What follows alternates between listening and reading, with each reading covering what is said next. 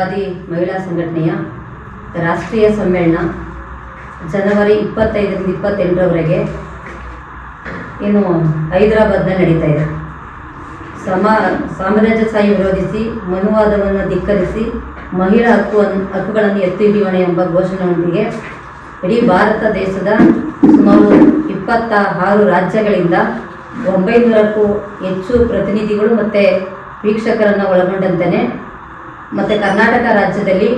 ಸುಮಾರು 25 ಪ್ರತಿನಿಧಿಗಳು ನಾವು ಭಾಗವಹಿಸ್ತಾ ಇದ್ದೀವಿ. ಮಂಡ್ಯ ಜಿಲ್ಲೆಯಲ್ಲಿ 6 ಜನ ಪ್ರತಿನಿಧಿಗಳು ಪಾಲ್ಗೊಳ್ತಾ ಇದ್ದೀವಿ. ಜನವಾದಿ ಮಹಿಳಾ ಸಂಘಟನೆ ಪ್ರತಿ 3 ವರ್ಷಕ್ಕೊಮ್ಮೆ ತನ್ನ ಘಟಕದಿಂದ ಹಿಡಿದು ಘಟಕ ಸಮಿತಿ, ತಾಲೂಕು, ಜಿಲ್ಲಾ ಸಮಿತಿ ಮತ್ತು ರಾಜ್ಯ ಮತ್ತು ರಾಷ್ಟ್ರ ಸಮಿತಿಗಳು 3 ವರ್ಷದಲ್ಲಿ ನಡೆದಂಥ ಚಟುವಟಿಕೆಗಳು, ಹೋರಾಟಗಳು ಮತ್ತು ಪ್ರಸಕ್ತ ರಾಜಕೀಯ ಸನ್ನಿವೇಶಗಳೇನು ಮತ್ತು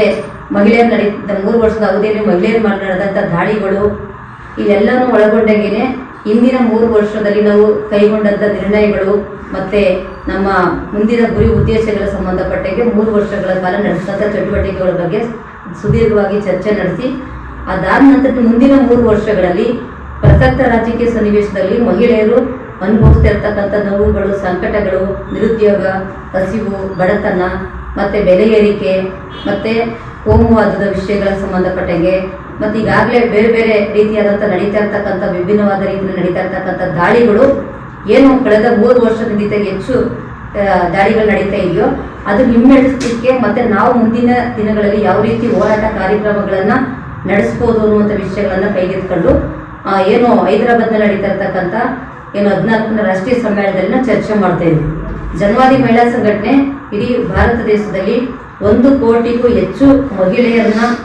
ಸಂಘಟಿಸಿದೆ ಮತ್ತು ದೇಶದ ಅತಿ ದೊಡ್ಡ ಅಗ್ರಗಣ್ಯ ಮಹಿಳಾ ಸಂಘಟನೆಯಲ್ಲಿ ಒಂದಾಗಿರ್ತಕ್ಕಂಥ ಜನವಾದಿ ಮಹಿಳಾ ಸಂಘಟನೆ ಇವತ್ತು ಭಾರತ ದೇಶದ ಉದ್ದಗಲಕ್ಕೂ ಪ್ರಜಾಪ್ರಭುತ್ವ, ಸಮಾನತೆ, ಮಹಿಳಾ ವಿಮೋಚನೆಗಾಗಿ ದುಡಿತಾ ಇರ್ತಕ್ಕಂಥದ್ದು ಮತ್ತು ಇದು ಸ್ವತಂತ್ರ ಹೋರಾಟಗಾರರು ಕಟ್ಟಿ ಬೆಳೆಸಿದಂಥ ಸಂಘಟನೆ. ಕ್ಯಾಪ್ಟನ್ ಲಕ್ಷ್ಮೀ ಸೈಗಲ್ ಅಂತಕ್ಕಂಥವ್ರು, ಮಲ್ಲು ಸ್ವರಾಜಂ ಅಂತ ನಿಜಾಮರ ವಿರುದ್ಧ ಬಂದೂಕು ಹಿಡಿದು ಹೋರಾಟ ಮಾಡೋದಂಥವ್ರು, ಸುಶೀಲಾ ಗೋಪಾಲನ್ ಅಂತೇಳಿ ಕೇರಳದವರು, 4 ಕಾರ್ಮಿಕರು ಏನಿದೆ ಕಾರ್ಮಿಕರು ಪರವಾಗಿ ಹೋರಾಟ ಮಾಡಿದಂಥವ್ರು, ಉಮಾನಾಥನ್ ಉಮಾನಾಥ್ ಅಂತಕ್ಕಂಥವ್ರು ತಮಿಳುನಾಡಲ್ಲಿ ಇರ್ತಕ್ಕಂಥವ್ರು ಇರ್ಬೋದು, ಕನಕ್ ಮುಖರ್ಜಿ, ಹರ್ಲೆ ರಂಗಕರ್ ಅಂತಕ್ಕಂಥವ್ರು ಸಾಕಷ್ಟು ಸ್ವತಂತ್ರ ಪೂರ್ವದಲ್ಲೇ ಅವರವರ ರಾಜ್ಯಗಳಲ್ಲಿ ಸಾಕಷ್ಟು ಆ ಹೆಣ್ಣು ಮಕ್ಕಳಿಗೆ ದಿನನಿತ್ಯ ಅನುಭವಿಸ್ತಾ ಇರ್ತಕ್ಕಂಥ ನೋವುಗಳು, ಸಂಕಟಗಳು, ಕೌಟುಂಬಿಕ ದೌರ್ಜನ್ಯಗಳ ವಿರುದ್ಧ ಮತ್ತು ಆಸ್ತಿ ಹಕ್ಕು ಸಿಗಬೇಕು ಮತ್ತು ಹೆಣ್ಣು ಮಕ್ಕಳಿಗೆ ಶಿಕ್ಷಣದ ಹಕ್ಕು ಸಿಗಬೇಕು ಮತ್ತು ವರದಕ್ಷಿಣೆ ಕಿರುಕುಳಗಳು ಆಗಲೇ ನಡೀತಾ ಇರ್ತಕ್ಕಂಥ ವರದಕ್ಷಿಣೆ ಕಿರುಕುಳಗಳು ನಿಲ್ಲಬೇಕು ಮತ್ತು ಎಲ್ಲ ಹೆಣ್ಮಕ್ಳಿಗೂ ಶಿಕ್ಷಣ, ಆರೋಗ್ಯ, ಉದ್ಯೋಗ ಸಿಗಬೇಕು ಅಂತೇಳಿ ಹೋರಾಟ ಮಾಡಿ ಕಟ್ಟಿ ಬೆಳೆಸಂಥ ಜನವಾದಿ ಮಹಿಳಾ ಸಂಘಟನೆ ಕಳೆದ 4 ದಶಕಗಳಿಂದ ನಿರಂತರವಾದಂಥ ಒಂದು ಹೋರಾಟ ಕಾರ್ಯಕ್ರಮಗಳನ್ನು ಮಾಡ್ತಾ ಬಂದಿದೆ. ಮಂಡ್ಯ ಜಿಲ್ಲೆಯಲ್ಲಿ ಪ್ರತಿನಿತ್ಯ ಒಂದಲ್ಲ ಒಂದು ರೀತಿಯಲ್ಲಿ ಹೆಣ್ಣುಮಕ್ಕಳು ಮೇಲೆ ನಡೀತಾ ಇರ್ತಕ್ಕಂಥ ದೌರ್ಜನ್ಯ, ದಬ್ಬಾಳಿಕೆಗಳ ವಿರುದ್ಧ ನಿರಂತರವಾಗಿ ಧ್ವನಿ ಎತ್ತಿ ಇರ್ತಕ್ಕಂಥದ್ದು ಜನವಾದಿ ಮಹಿಳಾ ಸಂಘಟನೆ. ಅದು ಉದ್ಯೋಗದ ಪ್ರಶ್ನೆ ಬಂದಾಗ ಉದ್ಯೋಗ ಖಾತ್ರಿ ಯೋಜನೆ ಸಮರ್ಪಕವಾಗಿ ಜಾರಿಗೊಳಿಸಬೇಕು, ಎಲ್ಲರೂ ಮನೆ ನಿವೇಶನ ಸಿಗಬೇಕು, ಹಕ್ಕುಪತ್ರ ಸಿಗಬೇಕು ಮತ್ತು ಬಸ್ ಸೌಕರ್ಯಗಳು ಸಿಗಬೇಕು ಮತ್ತು ಇನ್ನು ಎಲ್ಲ ರೀತಿಯಾದಂಥ ಹೆಣ್ಣು ಭ್ರೂಣ ಹತ್ಯೆ, ಬಾಲ್ಯ ವಿವಾಹ ಇವೆಲ್ಲ ನಡೀತಾ ಇರೋದ್ರಿಂದ ನಿರಂತರವಾಗಿ ಧ್ವನಿ ಎತ್ತಾ ಇರ್ತಕ್ಕಂಥ ಜನವಾದಿ ಮಹಿಳಾ ಸಂಘಟನೆಯೂ ಸಹ ಇಲ್ಲಿ ಹೋರಾಟಗಳ ಕಾರ್ಯಕ್ರಮಗಳನ್ನು ನಡೆಸ್ತಾ ಇದೆ. ಅದ್ರ ಭಾಗವಾಗಿ ಇವತ್ತು ಭಾರತ ದೇಶದೊಳಗಡೆ ನಡೀತಾ ಇರ್ತ ಹೆಣ್ಣು ಮಕ್ಕಳ ಮೇಲೆ ವರ್ಷದಿಂದ ವರ್ಷಕ್ಕೆ